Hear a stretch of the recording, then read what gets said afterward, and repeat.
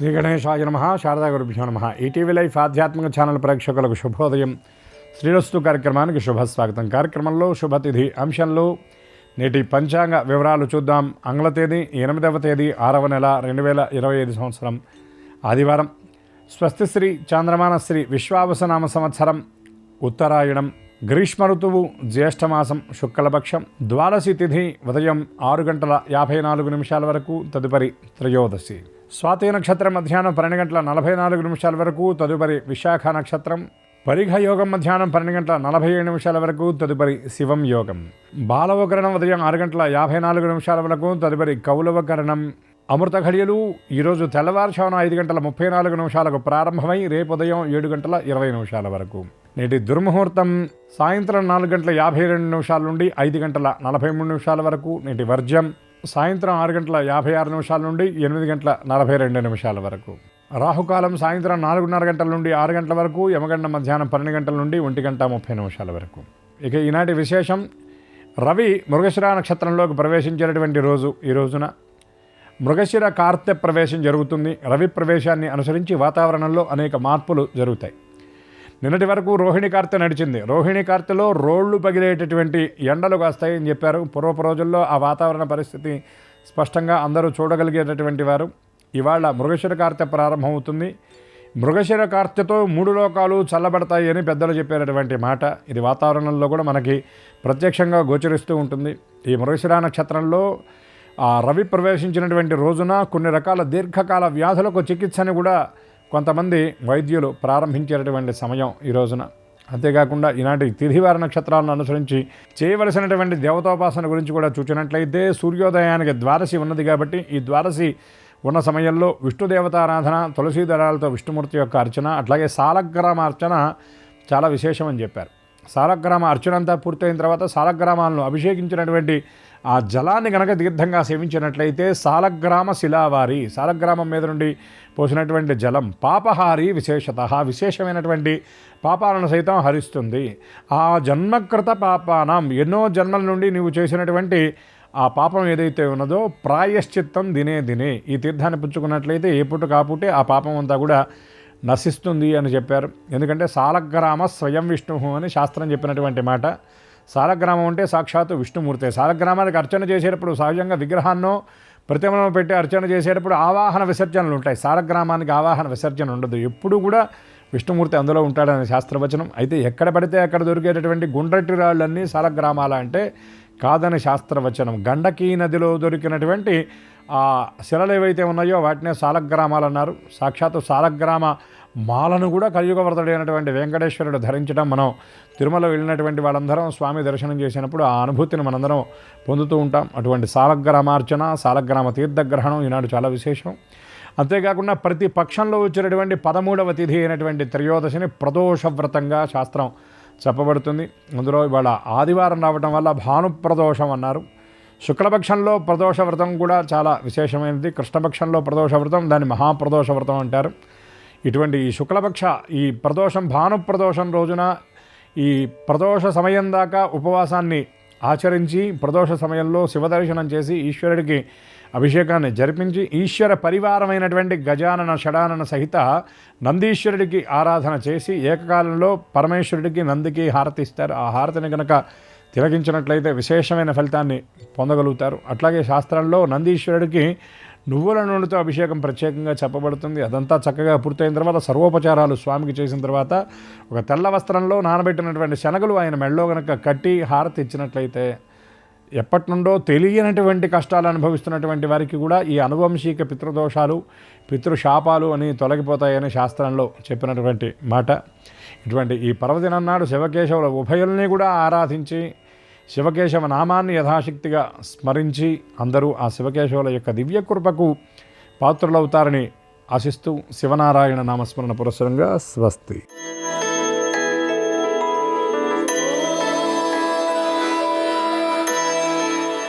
ETV life ఆధ్యాత్మిక channel ప్రేక్షకులందరికీ నమస్కారం.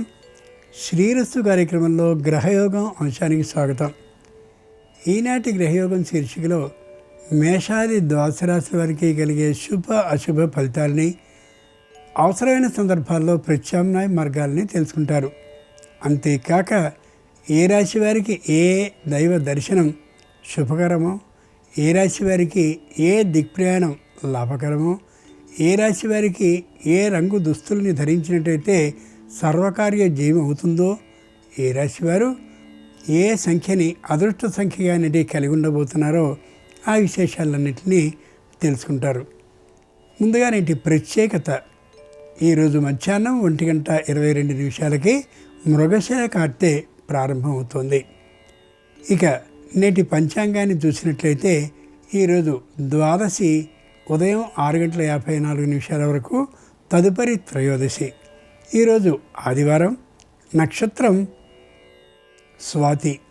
ఇక నేటి గ్రహస్థితిని పరిశీలిస్తే మేషంలో శుక్రుడు, వృషభంలో రవి, మిథునంలో బుధ గురువులు, సింహంలో కుజ కేతువులు, చంద్రుడు తులలో, వీటితో పాటు కుంభంలో రాహువు, మీనంలో శని ఉన్నారు. ఈ తాత్కాలిక గ్రహస్థితి ఆధారంగా మేషాది ద్వాదశ రాశుల వారికి కలిగే శుభ అశుభ ఫలితాలని క్రమంగా తెలుసుకుందాం. ముందుగా మేషరాశి.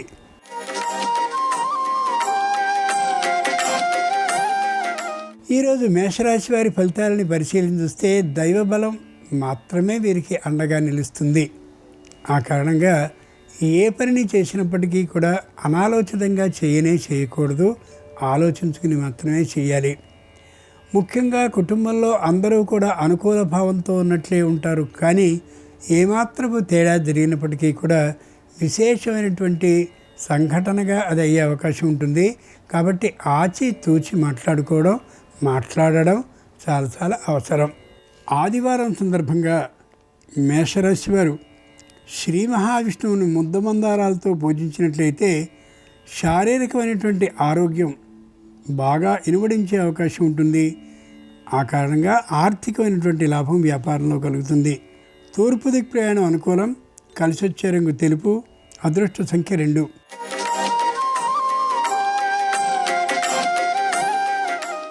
ఈరోజు వృషభ రాశి వారి ఫలితాలని పరిశీలించి చూస్తే ఏ పనిని చేసినప్పటికీ కూడా ముఖ్యంగా చాలా బరువైనటువంటి ఆలోచనతో మాత్రమే చేయవలసి వస్తారు.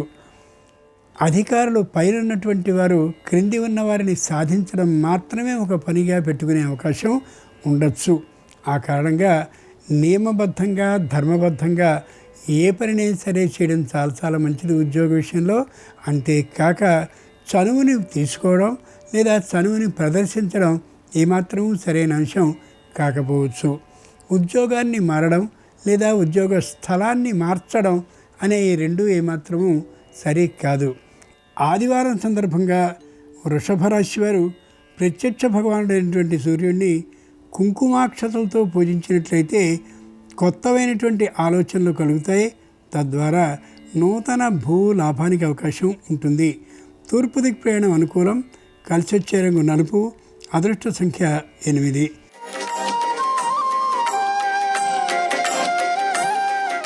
ఈరోజు మిథున రాశి వారి ఫలితాలని పరిశీలించి చూస్తే నిదానమైనటువంటి తనంతో ఉంటారు. మొగమాటం మరింతగా ఉంటుంది. సంతానానికి సంబంధించిన విద్యా విషయంలో కూడా పూర్తి శ్రద్ధని మగవారే పాటించుకోవాల్సి వస్తూ ఉంటుంది. ఈ రాశిలో ఉన్నటువంటి వారు ఉద్యోగ విషయంలో కూడా బరువు బాధ్యతలు మరింత ఎక్కువగా ఉండే అవకాశం ఉండొచ్చు. తాత్కాలికంగా హృదయానికి సంబంధించిన అలాగే మెడకు సంబంధించిన అనారోగ్యం ఉన్నటువంటి కారణంగా మధ్యమ వైద్య పరీక్షల్ని సుశీఘ్రంగా చేయించుకోవడం చాలా అవసరం. ఆదివారం సందర్భంగా మిథున రాశి వారు కళ్యాణ వెంకటేశ్వర స్వామిని పసుపు అక్షతలతో పూజించినట్లయితే వివాహాది శుభకార్యాలు కుదిరే అవకాశం ఉంటుంది. ఇంట్లో ఉత్తర దిక్కు ప్రయాణం అనుకూలం. కలిసి వచ్చే రంగు తెలుపు. అదృష్ట సంఖ్య 3.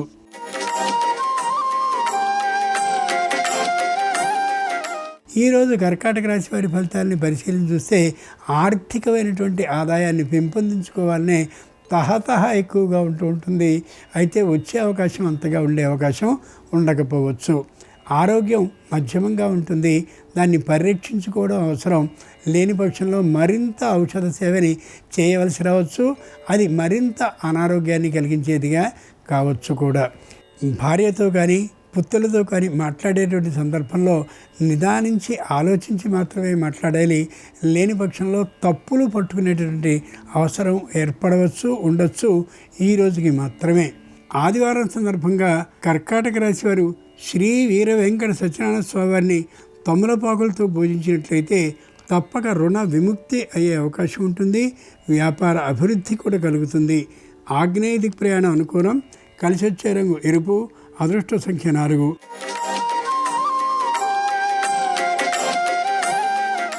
ఈరోజు సింహరాశి వారి ఫలితాలని పరిశీలన చూస్తే చేస్తున్నటువంటి వృత్తిలో గౌరవం ఉంటుంది, కానీ ఆర్థికమైనటువంటి ఆదాయం ఎక్కువగా ఉండకపోవచ్చు. ఉద్యోగాన్ని చేస్తూ ఉండేటటువంటి వారికి పనిలో ఏ విధమైనటువంటి శ్రమ ఉండదు, కానీ తోటి ఉద్యోగులతో మాత్రం మానసికమైన సంఘర్షణ నిరంతరం కలిగే అవకాశం ఉండొచ్చు. ముఖ్యంగా దూరభార ప్రయాణాలు చేసేటువంటి సందర్భంలో వస్తు చౌర్యం కానీ వస్తు నష్టం కానీ జరిగే అవకాశం ఉంది. కాబట్టి తగినటువంటి భద్రతా ప్రమాణాలతో మాత్రమే ప్రయాణాన్ని చేయడం అనేది అవసరం, ముఖ్యం కూడా.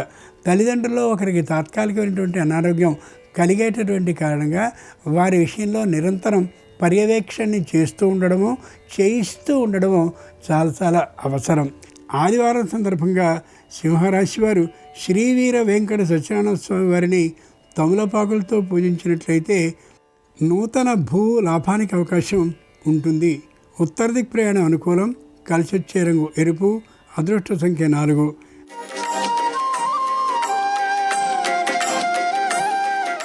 ఈరోజు కన్యారాశి వారి ఫలితాలను పరిశీలించి చూస్తే మానసికంగా ఉత్సాహంగా ఉంటారు. ఆరోగ్యంగా అనుకూలంగా ఉంటుంది. వాతావరణం అంతా కూడా దూరభార ప్రయాణాలను చేస్తారు. ప్రతి ప్రయాణము కలిసి వచ్చేటువంటి అవకాశం ఉంటుంది. దూరభార ప్రయాణం చేసేటువంటి సందర్భంలో మాత్రం తగినటువంటి భద్రతా ప్రమాణాలని నడిపేటటువంటి వ్యక్తి విషయంలోనూ వాహన విషయంలోనూ పాటించి తీరవలసిందే. శారీరకమైనటువంటి అనారోగ్యం మాత్రం లోపల పెరుగుతూ ఉండేటటువంటి కారణంగా మధ్యమ వైద్య పరీక్షలు చేయించుకోవడం శ్రేయస్కరం. నూతనమైనటువంటి గృహాన్ని కానీ లేదా పొలాన్ని కానీ కొనాలి అని అనుకుంటారు. తప్పక అవి తీరే అవకాశం ఉంటుంది. వృత్తి ఉద్యోగ వ్యాపారపరమైన ఆదాయాలు ఈ రాశివారికి విశేషంగా ఉంటాయి. ఈ రోజున ఆదివారం సందర్భంగా కన్యారాశి వారు శ్రీకృష్ణుని పూజించి వెన్నను నైవేద్యంగా సమర్పించినట్లయితే కుటుంబంలో ఉండే అశాంతపరమైనటువంటి సమస్యలు తొలగిపోవడమే కాకుండా ఆర్థిక లాభానికి అవకాశం కూడా కలుగుతుంది. ఉత్తర దిక్ ప్రయాణం అనుకూలం. కలిసి వచ్చే రంగు పసుపచ్చన. అదృష్ట సంఖ్య 8.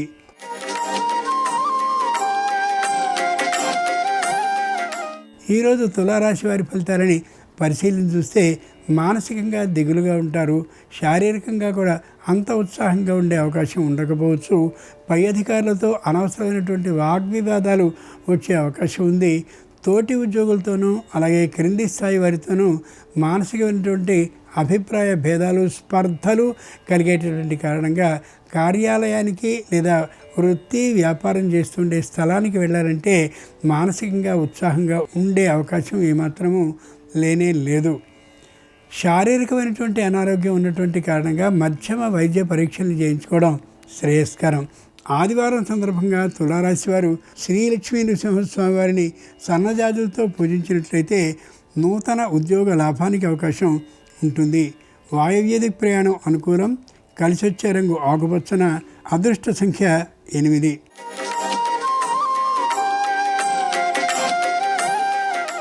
ఈరోజు వృశ్చిక రాశి వారి ఫలితాలని పరిశీలన చూస్తే ఎంత వద్దు అనుకున్నప్పటికీ కూడా మాట తూలే అవకాశం ఉంటుంది. మాట గుచ్చుకునేలా మాట్లాడే పరిస్థితి గోచరిస్తుంది. వ్యాపారం పెద్దగా నడవనటువంటి కారణంగాను వ్యాపారానికి కావాల్సినటువంటి ముడి వస్తువులు దిగుమతి అయ్యేటటువంటి అవకాశం తాత్కాలికంగా లేకపోయేటటువంటి కారణంగాను ఒక విధమైనటువంటి కక్షి అంటే వ్యతిరేకత పుట్టి ఆ కారణంగా నోరు తొందరతనం పెరిగే అవకాశం ఉండొచ్చు. వివాహాది శుభకార్యాలు అనుకూలంగానే ఉంటాయి. అయితే కొద్ది రాజీ పడ్డ మాత్రం తప్పనిసరి. ఆదివారం సందర్భంగా వృశ్చిక రాశి వారు శ్రీరామచంద్రమూర్తి వారిని ముద్దమందారాలతో పూజించినట్లయితే నూతన పదవీ లాభం, వేతన ఆధిక్యంతో కలిగే అవకాశం ఉంది. పశ్చిమ దిక్ ప్రయాణం అనుకూలం. కలిసి వచ్చే రంగు నీలం. అదృష్ట సంఖ్య 7.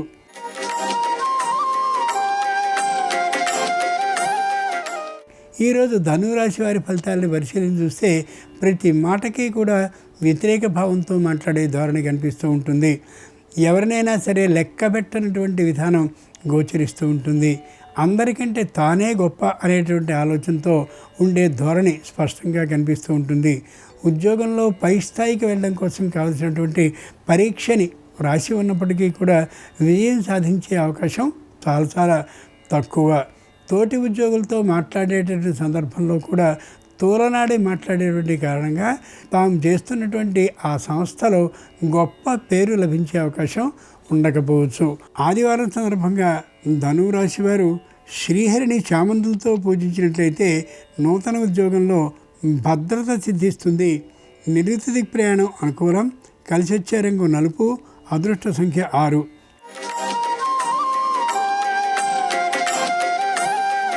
ఈరోజు మకర రాశి వారి ఫలితాలని పరిశీలించి చూస్తే ఉత్సాహంగా ఉంటారు, ఉల్లాసంగా ఉంటారు, శారీరకమైనటువంటి అనారోగ్యం లేకుండా ఉంటారు.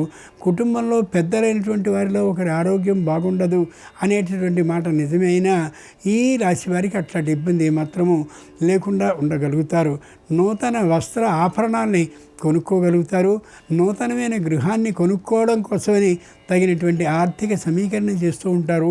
దాదాపుగా పూర్తయ్యే అవకాశమే అనిపిస్తూ ఉంటుంది, కానీ వెంటనే గృహాన్ని కొనుక్కునే అవకాశం మాత్రం వీరికి లభించకపోవచ్చు. ముఖ్యంగా మాట్లాడేటువంటి ప్రతి మాటని కూడా నిదానమైన శైలిలో మాట్లాడడం మీరు ఎంతైనా అవసరం.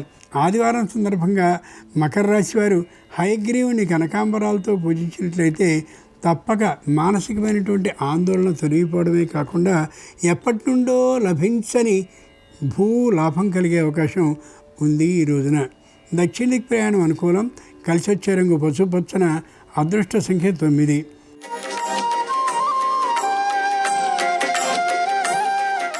ఈరోజు కుంభరాశి వారి ఫలితాలని పరిశీలన చూస్తే మానసికంగా దృఢంగా ఉంటారు.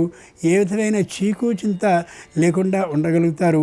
ఇంట్లో సంతాన లాభానికి అవకాశం స్పష్టంగా గోచరిస్తుంది. అందరి ఆలోచనలు, అందరి దృష్టి ఈ సంతానం మీదే ఉండేటువంటి కారణంగా ఎంతో ఇల్లంతా సందడితో ఉండే అవకాశం గోచరిస్తుంది. ఆర్థికమైనటువంటి లోటు ఏమాత్రం ఉండదు. ఆరోగ్యపరమైనటువంటి లోటు కూడా ఏమాత్రం ఉండే అవకాశం లేదు. ఐకమత్యం అనేటువంటిది బ్రహ్మాండమైన బలాన్ని ఇస్తుంది అనే ఆ మాట యథార్థం అనిపిస్తూ ఉంటుంది ఈ ఇంటిని చూస్తే. ఆదివారం సందర్భంగా కుంభరాశి వారు గణపతిని బిల్వదళాలతో పూజించినట్లయితే సకల విఘ్నాలు తొలగిపోవడమే కాకుండా వ్యాపారంలో శుభవార్తను వినే అవకాశం ఉండొచ్చు. ఈశాన్య దిక్ ప్రయాణం అనుకూలం. కలిసి వచ్చే రంగు ఎరుపు. అదృష్ట సంఖ్య 4.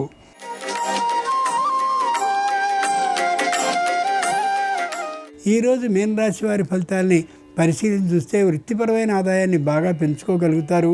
వ్యాపారపరమైనటువంటి ఆదాయాన్ని కూడా విశేషంగా పెంచుకోగలిగిన సామర్థ్యం ఉంటుంది. పర్వాలేదు అన్న తీరులో ఆదాయాన్ని సంపాదించుకోగలుగుతారు. ఎవరిని ఏ విధంగానూ వంచన చేయకూడదని దృఢమైనటువంటి నిర్ణయానికి వస్తారు. కుటుంబంలో ఉండే అందరికీ కూడా ఏకాభిప్రాయ సాధన కలిగి ఉన్నటువంటి కారణంగా ఒకరు ఏది అంటే మిగిలిన వారందరూ కూడా అదే మాట అనేటటువంటి స్థాయిలో వారందరూ ఉండడం చెప్పుకోదగ్గటువంటి విషయమే. ఏ విధమైనటువంటి ఇబ్బందులు లేకుండా ప్రయాణాన్ని చేయాలని భావించినప్పటికీ కూడా ఆ ప్రయాణం ఏమాత్రము ఒక అంగుళం కూడా ముందుకు కదలదు అనే అభిప్రాయంతో ఉండి ఆ మీదటే కార్యక్రమాన్ని పూర్తి చేసుకోగలగాలి ఈ రాశివారు ఈ రోజున. ఆదివారం సందర్భంగా మీనరాశివారు శ్రీ మహావిష్ణువుని మందారాలతో కానీ పూజించినట్లయితే కుటుంబం అంతా కూడా ఏక అభిప్రాయ సాధన మీద ఒకే మాట మీద నడిచే అవకాశం ఉంటుంది. కొత్తగా పొలాన్నో స్థలాన్నో కొనుక్కోగలిగిన అవకాశం ఏర్పడవచ్చు. తూర్పు దిక్ ప్రయాణం అనుకూలం. కలిసి వచ్చే రంగు తెలుపు. అదృష్ట సంఖ్య 2. ఈరోజు ఆదివారం అయినటువంటి సందర్భంగా ప్రత్యక్ష భగవానుడు అయినటువంటి సూర్యునితో పాటు సర్వదేవతల అనుగ్రహం సంపూర్ణంగా సర్వరాశుల వారికి కలగాలి హృదయపూర్వకంగా ప్రార్థిస్తూ స్వస్తి.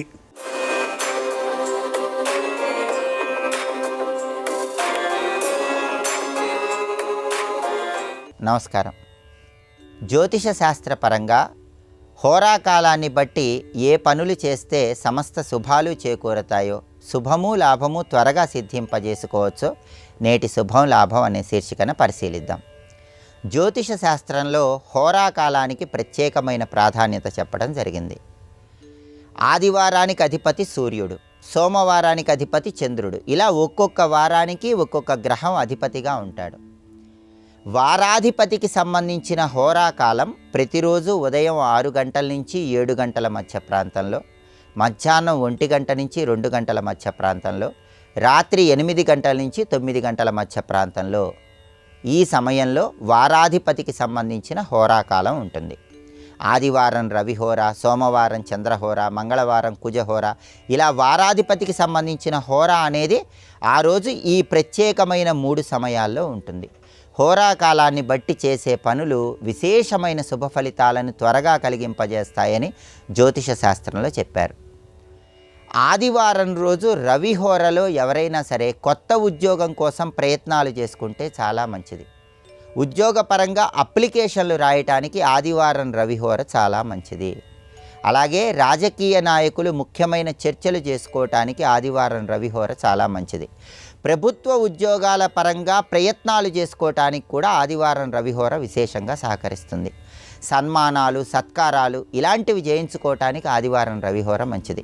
సాహసోపేతమైన కార్యక్రమాలు నిర్వహించడానికి కూడా అనుకూలం.